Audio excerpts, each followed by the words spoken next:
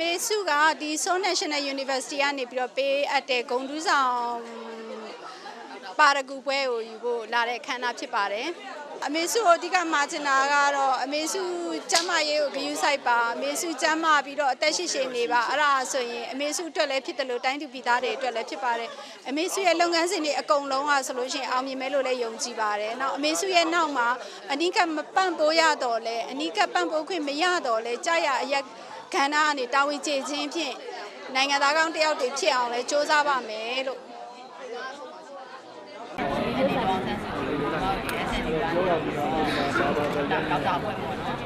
ကျမဒီ အရင်လည်းဝန်တာပါတက်ကတူ2009ခုနှစ်မှာကလည်း SN ကျောင်းလာတယ်ဒီကတော့တစ်တော်ပြီလည်း2ရက်ကျော်လောက်ပါလေစပြီးကျမတို့ဘာကျောင်းသားကိုရီးယားနိုင်ငံမှာကျောင်းလာတက်နေပါတယ်ဒီမှာကျောင်းသားတွေ SN ကိုကျောင်းလာပြီးဒီလိုခါဝတ်သွားအောင်လို့အဲ့ဒါလေးကျမတို့တင်ပြထားပြကြပါတယ်အားလုံးဒီမှာကျောင်းသားလုံးကလည်းဝန်တာပြီး SN ကျောင်းလာပြကြပါတယ်အဲ့ဒီ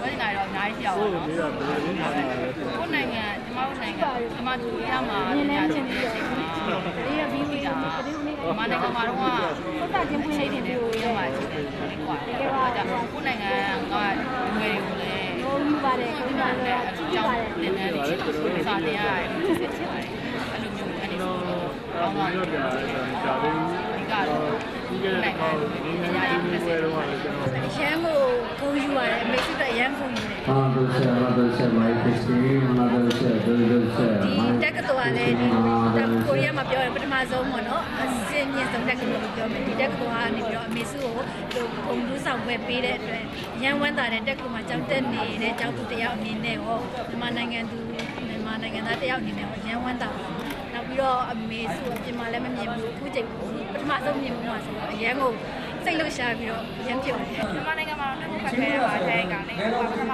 ဆုံးပြီးတော့ဟဲတယ်တွေ့ရတယ်ဒီနိုင်ငံမှာလည်းတွေ့ရတယ်ဒီစနေရချင်းလေးပြီးတော့မြန်မာနိုင်ငံကြီးစားဖို့ business တော့ခုလိုပဲမြန်မာမိသားစုနဲ့အများအားပဲငွေထွေးမှုတွေရတယ်ပြီးလို့ရှိရင်အနိစုအကြောင်းလဲကျမတို့မြန်မာပြည်စားပါတော့အကြောင်းနဲ့ကိုမြင်ပါတယ်ရှင်းရင်းပါတယ်ကျမတို့ဒီနိုင်ငံနဲ့မြန်မာပြည်ကြားမှာပြန်လဲပြောင်းတဲ့မှုနဲ့ပတ်သက်ပြီးတော့ဖလှယ်တဲ့အရာတွေအားလုံးအတွက်လည်းအများကြီးအကောင်းဆုံးဖြစ်လာမယ်ဆိုတော့မျိုးအနေနဲ့လည်းဝမ်းပတ်သက်တာလည်းကျိုးဆိုပါတယ်။ဒီစချင်နေတဲ့ဆိုလို့ရှိရင်လည်းခုလိုမျိုးကျမတို့မြန်မာတိုင်းမှာအားလုံးချစ်တယ်အချင်းတိုင်းသားတွေလည်းအများကြီးချစ်တယ်ဆိုတော့ကျမတို့ခံစားရပါတယ်အဲ့တော့ခုလိုမျိုးအမိကျမတို့ရဲ့ကချင်ပြည်နယ်မှာဖြစ်ပေါ်နေတဲ့ဒီစကားကိုနိုင်ငံခြားမှာကျမတို့ကတကယ်ပဲသဘောတူညီထားချက်ရှိပြီးသားတဲ့ဒီစစ်မှန်တဲ့ငြိမ်းချမ်းရေးပေါ့နော်ဒါကိုလူသားနဲ့စောင့်စားနေတာ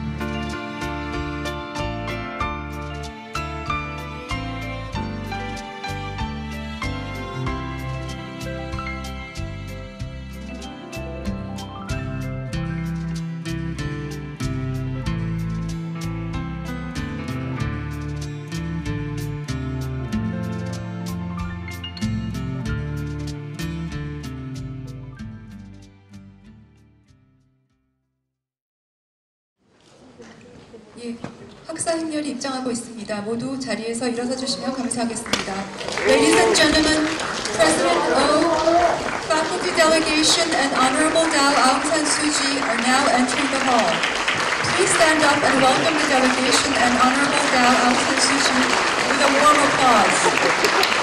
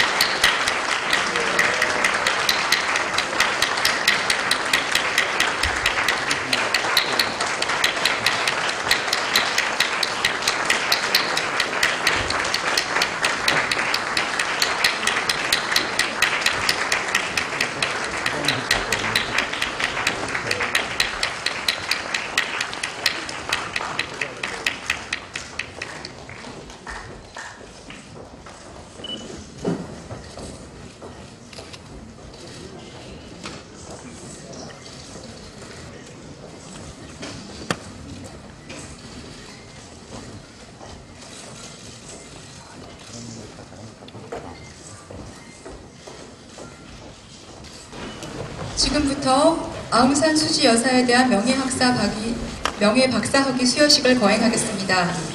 With great pleasure, I announce the opening of the ceremony for the conferral of an honorary doctorate of education upon the Honorable Daw Aung-san Suu Kyi.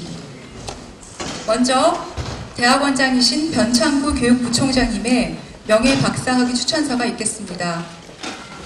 First, the Dean of Graduate School, Executive Vice President, Dr. Changgu Byun will introduce the Honorable Daw Aung-san Suu Kyi and give a commendatory speech for the honorary doctoral degree.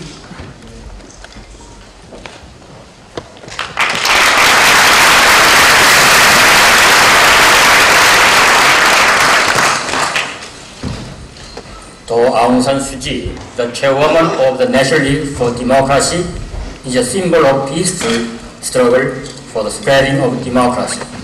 She was born as the youngest and the only daughter of General Aung San, who was the leading architect of independence and the founder of the Union of Burma. At the age of 15, Daw Aung San Suu Kyi left her country and went on to study philosophy, politics and economics at the University of Oxford in 1964. After marriage in 1971, Daw Suu led a quiet life raising her children and conducting research until 1988, when she returned to her home country to take care of her ailing mother. Her visit opened her eyes to the injustice afflicted on the Burmese people as she witnessed violent suppression of the mass demonstrations for democracy. Daw Aung San Suu Kyi helped found the National League for Democracy and since then has devoted her life to bringing democracy to her beloved country. Daw Aung San Suu Kyi has been repeatedly put under house arrest since 1989, one of these arrests lasting for 15 years until her most recent release in 2010. Daw Aung San Suu Kyi's dedication to democracy and human rights has inspired people around the world and brought the much-needed awareness on the importance of human rights. Recognizing her unflagging dedication and self-sacrifice, the international community awarded her the Nobel Peace Prize in 1991 and the UNESCO Madanjit Singh Prize for the promotion of tolerance and non-violence in 2002, among many other prestigious awards. Through her tireless and heroic dedication towards democratization and the protection of human rights, Daw Aung San Suu Kyi has greatly contributed to redeeming humanity. As an exemplary model, she has taught all of us to be noble and courageous in face of unspeakable suffering and hardship. She has also encouraged women all over the world to aspire to take an active role in society through higher education. Since being elected to the parliament in 2012, Daw Aung San Suu Kyi has concentrated her efforts on developing and promoting policies for the betterment of education and health care. In particular, she is currently striving for reforms in higher education. Daw Aung San Suu Kyi's self-sacrifice to the cause of realizing human values and her endeavor towards social development through education deserve high acknowledgement and due recognition. For these reasons and much more, we most sincerely and faithfully give our commendation for the conferral of an honorary doctorate degree upon Daw Aung San Suu Kyi. Thank you.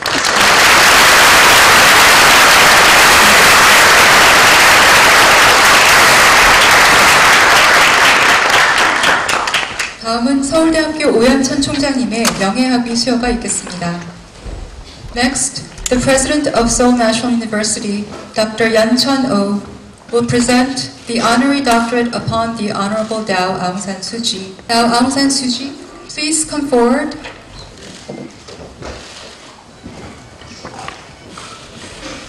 We recognize Daw Aung San Suu Kyi's outstanding and unlimited dedication to the humanitarian value for democracy and human rights. We respect Daw Suu Kyi's remarkable contribution to the promotion of women's rights and social development through higher education. I, representing Seoul National University, have an honor to award Daw Suu Kyi the honorary degree of Doctor of Education. The first day of February 2013, President, Seoul National University.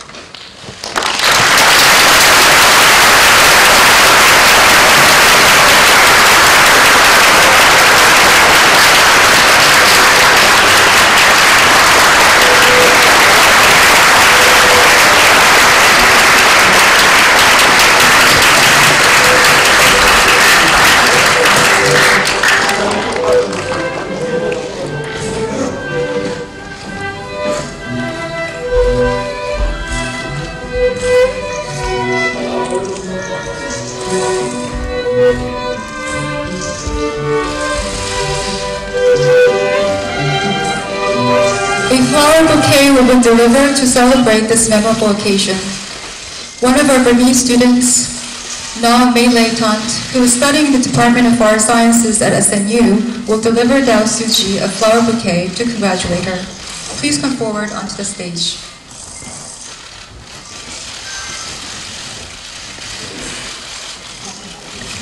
서울대학교의 범아 학생 중 한 명인 노메일레이 탄 학생이 꽃다발을 증정하도록 하겠습니다.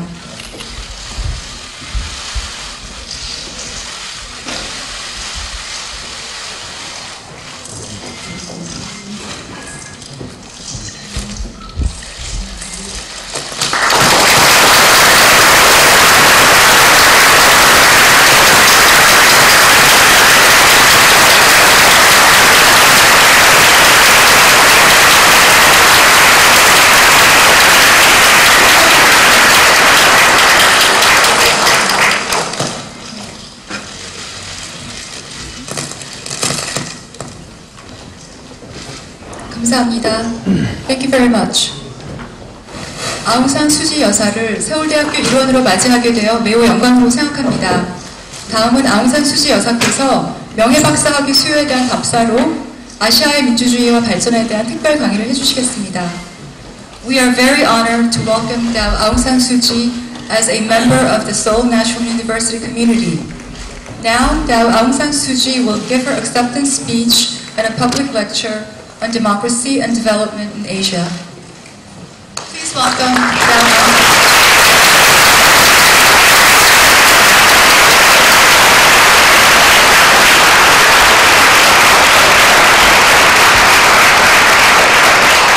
It is a pleasure and an honor to be addressing all of you today.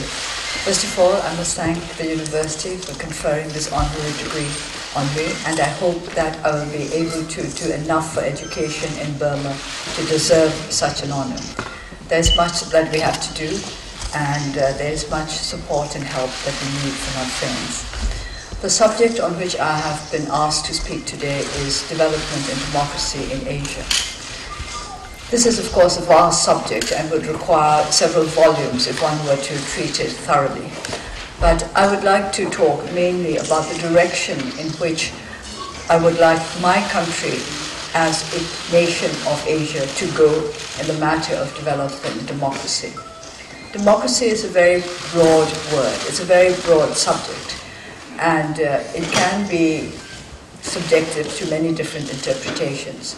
But basic to our ideas of democracy are the ideas of freedom, justice, and security. I've often said that democracy has to strike a healthy balance between freedom and security, because all human beings want freedom, and at the same time they want security. They do not want to sacrifice one for the other. Many authoritarian regimes emphasize security and deprive the people of their freedom. But on the other hand, unlimited freedom, which will threaten the security of the citizens, is not what we would wish for. So a healthy balance between freedom and security, upheld by the rule of law, is what we would aim towards. Within such a context, I believe that our country can develop and become the kind of nation that we have always hoped that it would be. Many years ago, that is to say in 1948, we achieved independence from the British colonial government. Before that, our freedom fighters, the fighters for independence in Burma, always spoke of their desire to be able to shape the destiny of their nation. They did not want the destiny of the nation to be shaped by others, by foreign powers. They wanted to be the ones to decide what shape their nation should take. And it was with this call for our right to shape the destiny of our nation that we became independent. But not too long after, that is to say, less than 2 decades after we achieved independence, Burma fell under military rule. And during that time, the people of our country did not have an opportunity to take part in the shaping of the destiny of their nation, because that was taken over entirely by the rulers. So, for us, democracy means, at this moment, the right to shape the destiny of our nation as the fathers of our independence wanted us to be able to do. And I think this would be true of all the nations of Asia who hope to achieve democracy. Democracy in Asia is shaped to a certain extent by our customs, by traditions, by our history. I read a book many years ago, before the 1988 uprising for democracy in Burma, where it was pointed out that among the nations of Asia, Burma would have the greatest difficulty in achieving democracy because of our social values. I was amazed at how perceptive the writer was. He pointed out some of the drawbacks in our social values that would militate against the establishment of democracy. Other countries were discussed, including Korea, and the point was made that although he did not put it specifically, it is implied that all those other nations would probably achieve democracy before Burma did. And this is true. This has turned out to be true. We have not yet achieved democracy. We are just beginning to start out on the road. This is a point that I have to keep repeating, that Burma is still trying to achieve democracy. We're preparing the ground, but we have not yet planted the seed of democracy firmly in our soil. And as we work towards it, we obviously look to the other nations of Asia to find out what we can learn from them. The one advantage of being behind everybody else is that we can learn from their mistakes as well as their successes. What I find in traveling abroad is that there has been tremendous material development the world over. When I went to Europe last year, I first went to Thailand for a few days and then I went to Europe last June. It was the first time in over 25 years that I had traveled to developed countries. I found that those countries were richer than ever, wealthier than ever, better off materially than they had ever been. It was a little bit of a surprise to me because, of course, I had heard on the radio about the economic downturn, the problems that were supposed to be plaguing the affluent world.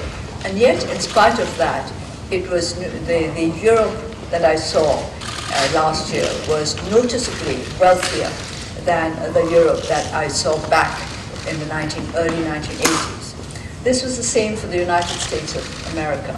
Obviously, it was the same for Thailand. Korea, I had never been before, so this is my first visit to Korea, but I have no doubt that it is far wealthier now than it was in the early 1980s. In spite of these material improvements, I did not feel downhearted for my country.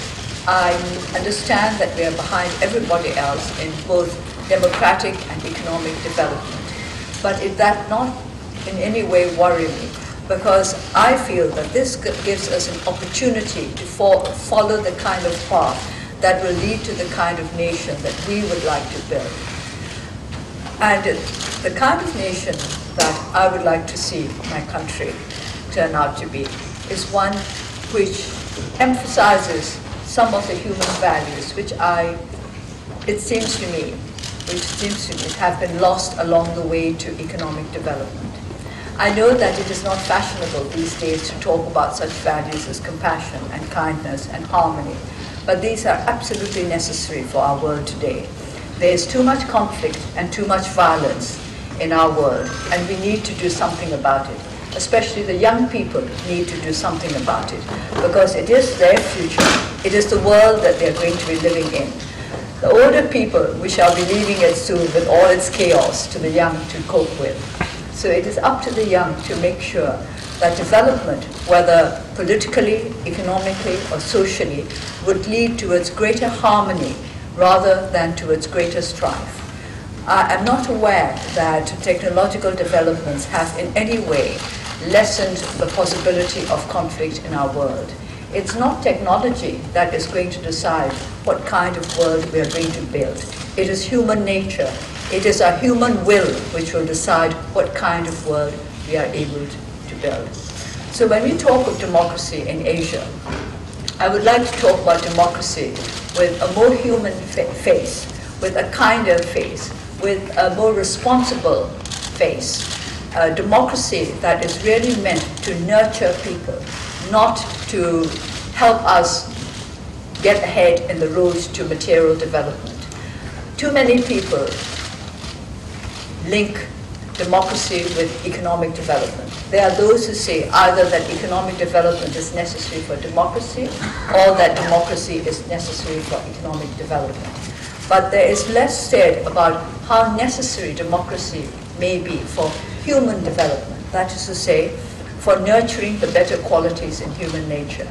I do believe that we are capable of developing the better qualities in ourselves. Otherwise, we would not be here today. We would still be living in caves and clubbing each other to death. So we have improved. We have been able to become better human beings. But there has to be a sustained effort to keep improving our human situation. And democracy should be a means rather than an end. I do agree with those who say that democracy is not a perfect system, but it is the best that human beings have been able to develop so far. Best for what is the question that we need to ask.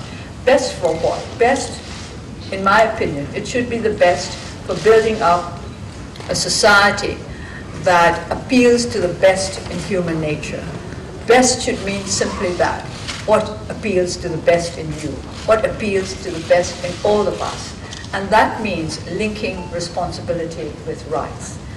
Too often in a country like Burma, where the people have been deprived of their rights for long decades, people think of democracy solely in terms of rights, what they expect to get from a democratic system, and very little about what they should give. And this is something that I have to keep reminding our people, that democracy entails responsibilities as well as rights. And that if we wish to enjoy our democratic rights, we have to be prepared to carry out our democratic responsibilities.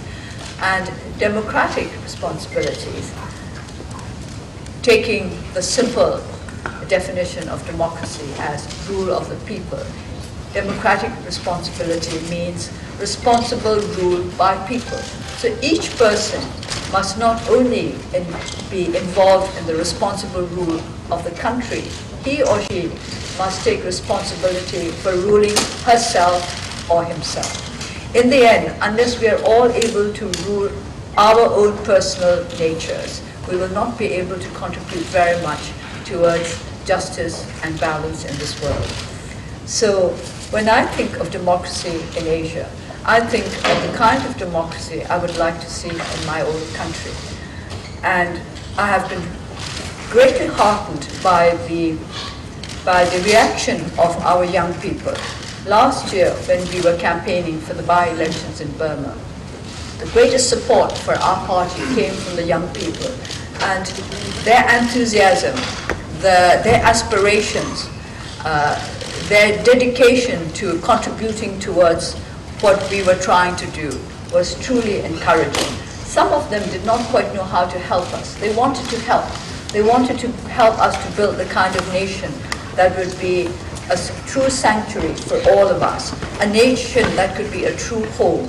A home is a place where you feel safe, where you feel happy, where you feel confident that you belong. And this is the kind of home we want for all the peoples of Burma. We are a country of many ethnic nationalities. Whenever I speak of my country, I point out the fact that we are a union of many ethnic nationalities.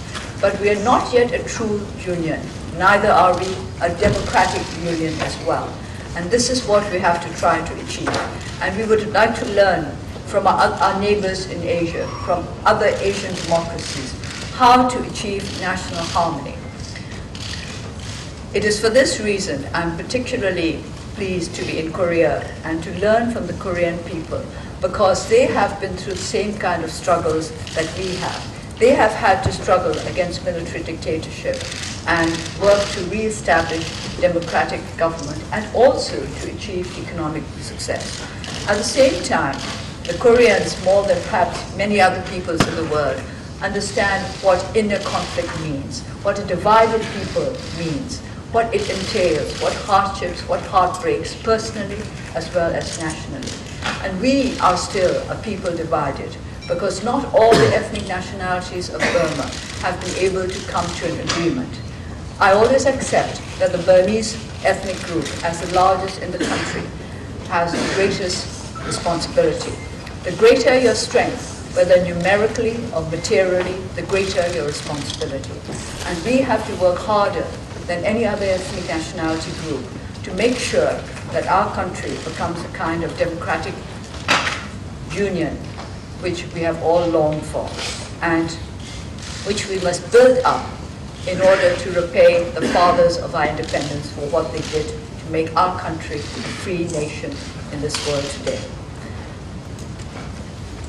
Democracy is a learning process. In fact, life is a learning process.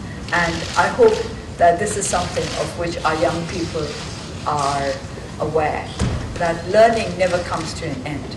Once you think that you have learned enough, then I think it's trouble. You must always remember that there will never be a time when there is nothing left for you to learn. In this way, I feel that my country has much to learn, but also that other countries have much to learn from us. We may be poor now, we may be economically deprived. At the Special Olympics, I mentioned the fact that in some ways you could say that our country has suffered from social and political disabilities for the last 5 decades, because the first military regime was established in 1962. So 5 decades of social and political disablement is a large program, a problem for us to cope with. Yet in spite of us, I think you will have much to learn. If you come to Burma and you study the situation, you will be able to see the drawbacks that we have suffered from over the years. And at the same time, perhaps you will be able to see some of the values that you have lost along the road to development. There are some values which I would not like our people to lose. I would like to preserve some of our values, but these cannot be done artificially. These can be done only with the willing participation of the people. They themselves must believe that certain values need to be preserved, and they themselves must want to preserve these values. In this way, I would like to take my country forward to the kind of democracy which will lead to a kinder human society. I have said quite often that my experiences over the last 2 decades have convinced me that the most valuable quality human beings could possess is kindness. Kindness which costs nothing, but which people are so reluctant to give. I do not know why. Kindness costs none of us anything, and yet it is the greatest gift that you can give to another human being. Kindness is the ability to recognize others' needs and to do whatever you can to fulfill that need, not because you expect anything in return, but because it is your joy to give.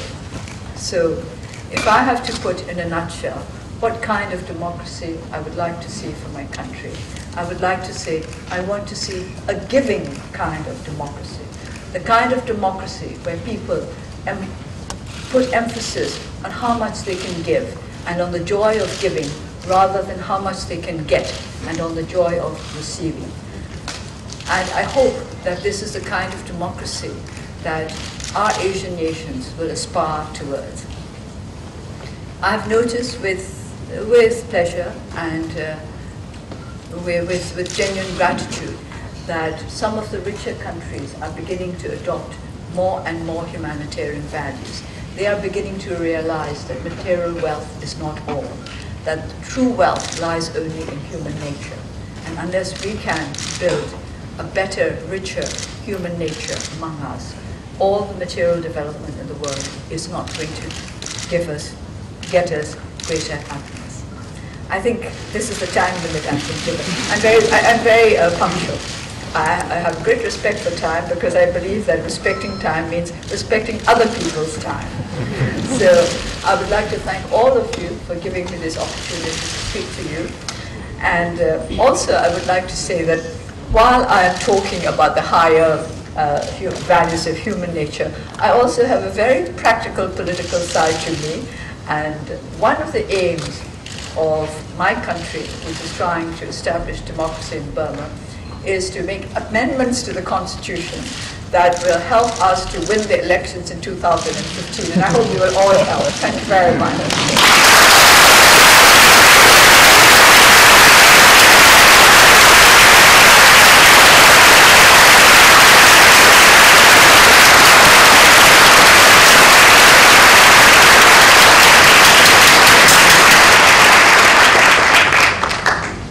Thank you very much for your gracious remarks. We will now have a short Q&A session. Please raise your hand if you have a question for Honorable Daw Suu, and our staff will hand you a microphone. Please make your question short and introduce yourself briefly with your name and affiliation. 답사 감사드립니다.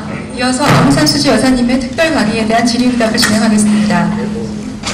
질문이 있으신 분께서는 손을 들어주시기를 바라며 저희 진행요원이 마이크를 전달해드리면 질문을 하실 때 이름과 소속 등 간단한 자기소개와 질문은 짧게 해주시면 감사하겠습니다. My name is Han Dorian from Burma. I'm studying at Seoul University, majoring in Christianity. My question is, what's your plan for ethnic groups in Burma? People are suffering because of the central government. Thank you very much. There are many ethnic groups in Burma who are suffering, not just because of the central government, but because our country is underdeveloped. But the conflict between all different ethnic groups will have to be resolved through the establishment of mutual understanding and mutual trust and respect. I think it is incumbent on all ethnic groups to see what they themselves can do to contribute towards national harmony and reconciliation. I think that the Burmese ethnic group must take responsibility for what they can do, and they must try their best to add to national harmony and reconciliation. At the same time, all other ethnic groups must take the same kind of attitude, that each group must question what they can do rather than what can the other one do, what can the other groups do. If we were to take this responsibility for our own actions, I think we will come to reconciliation quicker. But as to humanitarian suffering, the National League for Democracy has always spoken up for for humanitarian access to all the troubled areas. We can only speak up, we can only ask for it. We are not the government, we are not in a position to enable humanitarian groups and organizations to go to the conflict areas. We can only recommend and persuade. Thank you. Hello, my name is Wimia Dukai, and I'm an undergraduate student of Seoul National University, majoring in electrical engineering. And this is my question. Hello, my name is Winlan Shui. I'm from Burma. I'm an undergraduate student studying at the Department of Agriculture and Biotechnology here in Seoul National University. We have a question. We would like to know if you have any pearls of wisdom for Myanmar students who are studying abroad like ourselves. Sorry, what? First of all, like, what we can do for the development of our country? Well, first of all, I think we have to find out what you're capable of doing. For example, if it's education that interests you, there are many things you can do to help education in Burma. It's a matter of what your strengths are. Whatever your strengths are, you can use to contribute towards the development of our country. But first, you have to have the will to help. You know how we say in Buddhism that the route to success starts with the will. You have to have the will to help. And you must decide that you will help in every way possible. If you really want to help, you'll be able to find a way. Since I'm not aware of what your qualifications are, it's difficult for me to say what you can do. But I would like to urge you, as I always have to urge Burmese students, first of all, to be united among yourselves. Not to fall out, not to quarrel, not to bicker. I think Burmese students have a tendency to fall out among themselves. And this is not a tendency that I would like to encourage. So please start by cultivating solidarity and understanding between yourselves. And with that, you can help our country a lot. Thank you very much. 남학생 중간에 남학생 손든 학생 여기요. Hi, my name is Tae-ho Kim. I'm Seoul National University student. My major is biological science. My question is, what would you like to focus on the most for the economic development of Burma? Sorry, on the most? Most for the economic development of Burma. What would you like to focus most on the economic development of Burma? I see.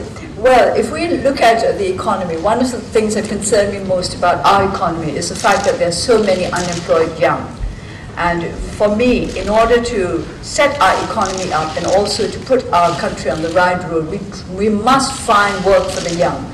I've said very often that what is worrying is not joblessness, but hopelessness. We don't want our young people to get to the stage when they lose hope because they have been jobless for so long.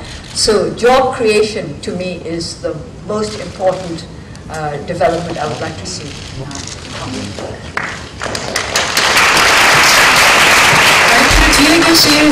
뒤에 계신 분한테 좀 주시겠어요? 바로 뒷줄에 계신 분. My name is Paula Aino. I'm Nigerian, studying at the Graduate School of International Studies. My major is in International Development Policy.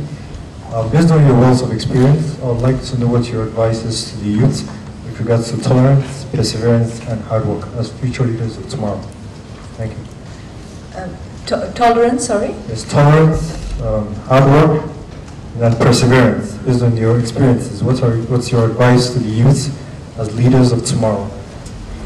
I think tolerance is very important to begin with. There is one thing that I would like to talk about while I'm with young people, and this is something that I've discussed very often in my meetings with young people. The fact that nowadays, because of technological advances, young people tend to link up with those of like minds. For example, I understand that on the net, people always seek out people who share their own opinions, and this creates polarization. So tolerance has to be based on acceptance of differences, and not just accepting but also valuing differences. That you must learn to value people for the way in which they're different from us, not just for the way in which they are the same as us. For example, when I'm in Korea, I would like to eat as much Korean food as possible. There's no point in my indulging in hamburgers. I can do that anywhere in the world. And you have to respect and value other people's differences, and this is what tolerance is all about. And I consider tolerance very important because that is what will help us to create a harmonious world. Whereas perseverance and hard work, that could be for yourself. You can work very hard to better yourself, and you can also work very hard to impose your values on other people. So hard work and perseverance can be misused. The Buddhists have a saying that you can do everything, overdo everything except awareness. You can't overdo awareness, but everything else can be overdone. Hard work, perseverance, even wisdom can be overdone.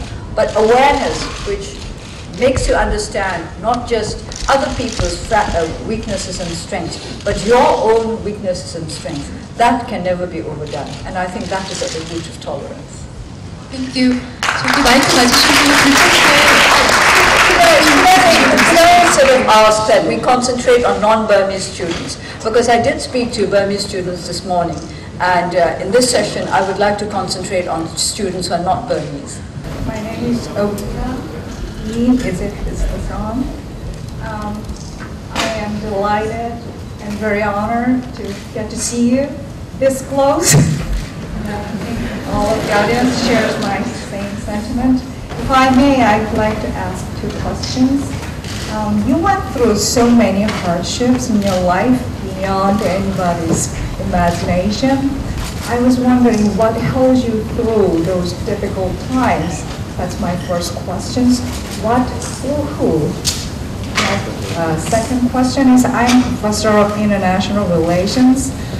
We are indeed blessed with and lucky to teach many gifted and talented students, and more than a majority of them are girls, who aspire to become diplomats, public officials, and NGO activists. Would you say something to them, please? Well, first of all, I think the reason why I was able to overcome what you call hardships is because I never looked upon them as hardships. In fact, I don't think my life was hard at all compared to my colleagues who were thrown into prison. I have to keep reminding people that I was kept under house arrest, but house arrest simply means staying in your own house. Well, of course, you're deprived of the company of others. You are not allowed to go out. The first 6 years of house arrest, I was kept completely on my own. But I did not find that a hardship. I think I was lucky in that my education had given me enough inner resources for me to be able to cope with isolation. And so what people saw as hardships, I did not see as hardships at all. I just saw I saw those as challenges to be met as I went along the path I had chosen for myself. Now, with all the girls who are studying international relations and who want to be activists and NGOs, I think they have to have a goal. You should not be an activist for the sake of being an activist. You have to have a goal. What do you hope to achieve by your activism? And what do you hope to achieve by working for an NGO? And you have to know what your ends are. And then, of course, you choose your means. And the means have to be tailored to harmonize with the ends that you wish to achieve. I do not think that you can separate the ends from the means. There are some who say that any means to achieve the ends that you want. But quite often, when you use the wrong means, you find that when you do reach the goal that you hope to reach, it has become distorted, and it is not quite what you had hoped for. So I would like to say to all those girls who want to be activists or who want to be members of the NGOs, what do they hope to achieve? What is it that they wish to achieve? And then they must decide how they handle the professions that they take up. Thank you. Hello, Dr. Suu. Welcome to SNU. My name is Christine Chung, studying international commerce. You're living your career path, and your life itself is a living inspiration to many. And I wonder if you have your very own source of inspiration or a female role model. Well, I've had a number of sources of inspiration. In fact, when you think of it, every human being can inspire you in some way or the other, either negatively or positively. I mean, you can decide that I don't want to be like that person, and this in itself is a kind of inspiration. Or there may be qualities to just ordinary people around you that you admire and respect, and who can help you to be a better person. But if you're thinking in terms of public personalities, of course, my father has been a tremendous influence on me, because he is our national leader, and I was always taught by my mother. My mother taught me in a very simple way that when she talked about my father, she always first emphasized his honesty. And so I'm a great believer in honesty in politics, which is, I think, considered a little outdated these days. But I think honesty in politics is essential. There are many people who say that this is idealistic and this shows lack of maturity in politics. But the longer I have been engaged in politics, the more I believe that honesty is truly the best policy. Honesty with your public. You don't have to reveal all. You can't reveal all because the world is such, human nature is such that people will trample on you if you reveal all that you feel or suffer from. But I believe that whatever you say to the public, it has to be honest. You need not make them promises that you can't keep. That is the one thing that I dislike most about political leaders and other leaders, when they make easy promises. And then they just as easily say, sorry, that is not possible. I cannot understand this at all. How can you, I find it very difficult breaking my word. I have had to, very, very few times in my life, but the few times in my life that I have had to break my word, I have done it with great difficulty. And I have really suffered from doing it, suffered from guilt, suffered from the sense that I have done wrong. Because you should not mislead people. I think it is the cruelest thing in the world to give people hope when you don't really intend to do anything about it. So I believe very much in honesty in politics, and people like my father, people like Gandhi were public figures who believed in personal as well as public honesty. Thank you.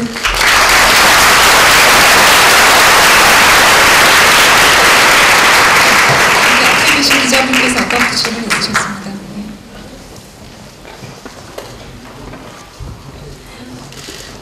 This is not for media questions. Hello, Dr. Suu, my name is Sang-Wan Yoon. I'm a reporter from Bloomberg News. Well, I'm sorry, I'm not taking questions from the media. This is for the students.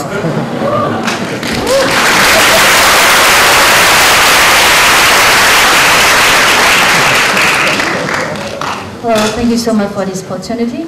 So I'm from Myanmar, especially I belong to the Kachin tribe, and I live in the Kachin state.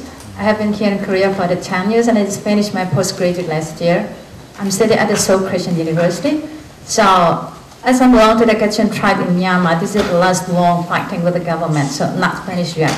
And also really we have the word keyword, that's a hope and promise, very important for us right now, very urgent. So even though I live in Korea, I don't have a kind of peaceful mind or no calm. At the same time that I suffer with that my people are. So the most important thing, the one is the promise. Keeping the promise is very important, as Dr. Suu suggested just before. As I have known, it's been 1994, they make a ceasefire agreement between with the government and the Kachin organization group, but it was broken. So as they didn't keep their promise, still the fighting continue. It's very violent.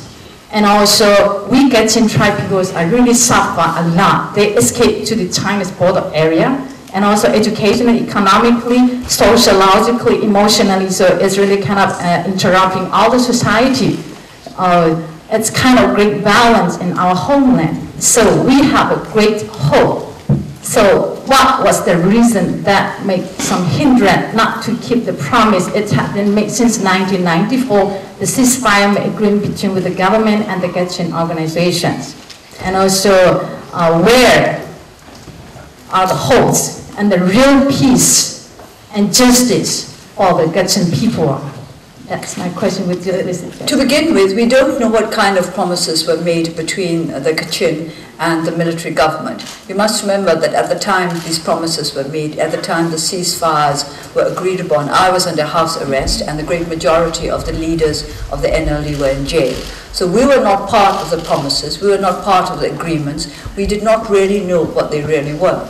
I understand that they all broke down in 2010 before the elections because of the insistence of the Burmese government that the KIA disarm before the elections.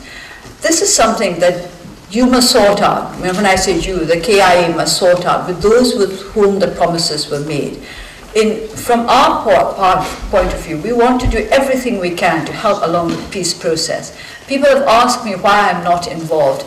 A peace process is not something in which you just get yourself involved. You have to be invited by the parties concerned.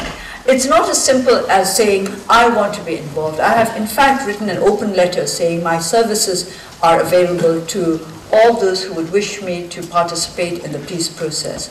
But my party and I have to be asked by those concerned. We can make comments, we can criticize the situation, but do we really help by doing that? This is something that I always think about. It's very easy for us to criticize what other people are doing. By criticizing, are we actually helping, or are we making the process of negotiation more difficult? This is a question that we have to keep asking all the time. But should the Kachin people and the government wish us to be involved in the peace process, we would not hesitate to take part in it. In the meantime, what we would like to emphasize is the need for humanitarian access to all the displaced persons, because it's the civilians who suffer most. It's the unarmed common people who suffer when armed groups get into a situation of conflict. And this is something we should all remember, that conflict requires two sides. And usually, both sides to a conflict are armed. And the ones who really suffer are those caught in between, particularly women and children. So I hope you will do everything possible to encourage the Kachins to take care of their women and children, and also to urge on humanitarian groups to try to get access to them as quickly as possible. Thank you so much. Thank you very much. We will take one last question from the student in the back of the classes. Could you please stand up? Thank you so much. I'm called Brian Kanzira from Uganda. We are inspired by what your story tells to very many, especially the developing countries. I have a question.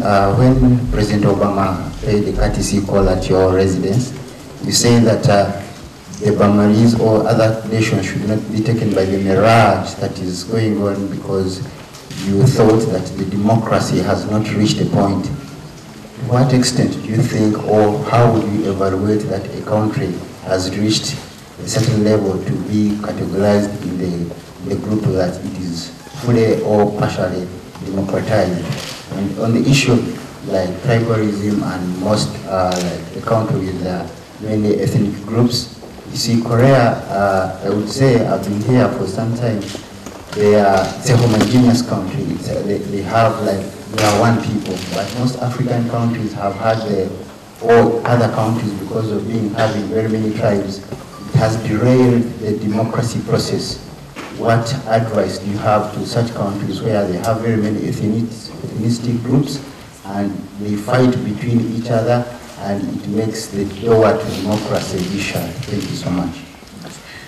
Before I answer your question, I'd like to thank you and also the student from Nigeria, because one of the things I discovered during my trips abroad was how supportive the peoples of Africa were of our movement in Burma.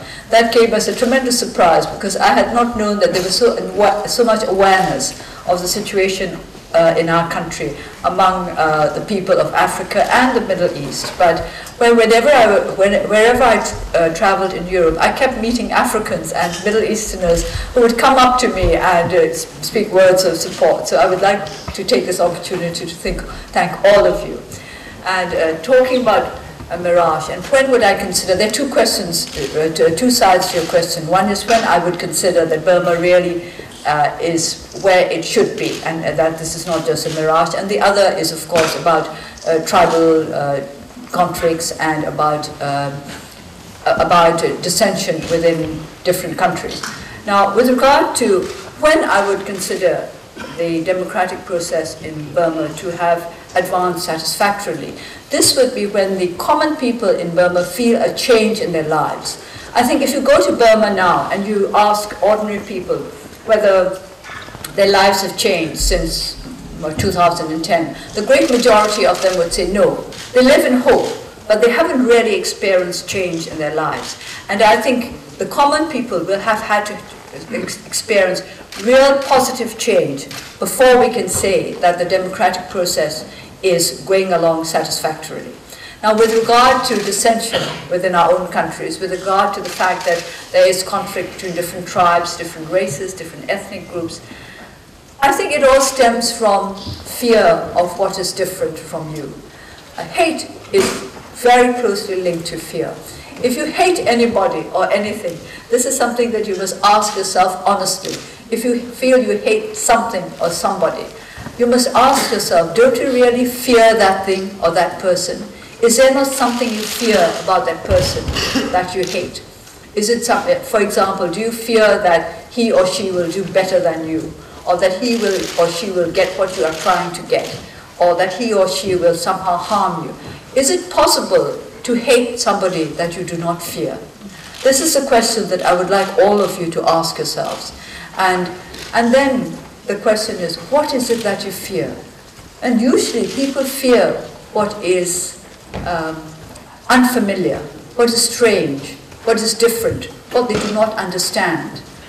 And then it's a matter of getting yourself to understand what you don't understand, so that you will be able to get over fear of that difference, that strangeness. And then you will be able to get over hate. It's the same with all conflicts. People get into situations of conflict because they feel threatened. To feel threatened is to feel fear. Something that offensive is the best defense, which simply means they feel threatened and they think that they better take action before the other side does, so that they have the upper hand. So with all the lack of unity from which we suffer, basic to it, I think, is fear of what is strange to you, what is not familiar to you, fear of what is different from you and your values. So we were talking about whether tolerance was more important or perseverance or hard work, and I said tolerance, because that is the way in which you get rid of your fear and your hatred, and that will also help you to resolve the problems of disunity and conflict. That is what I believe. Conflict resolution begins from inside, and then only you can work outwards. Thank you so much.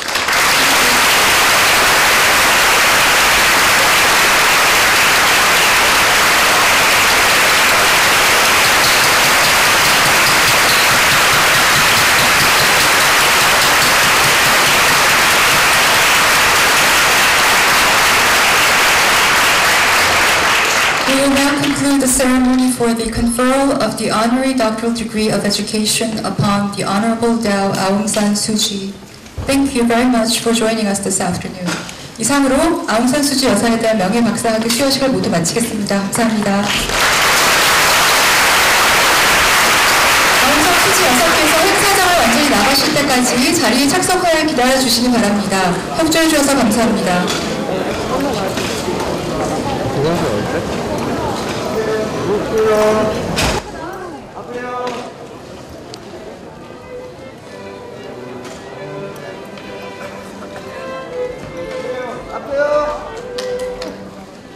Please give a warm applause to the Honorable Daw Suu and the delegation as they leave the hall.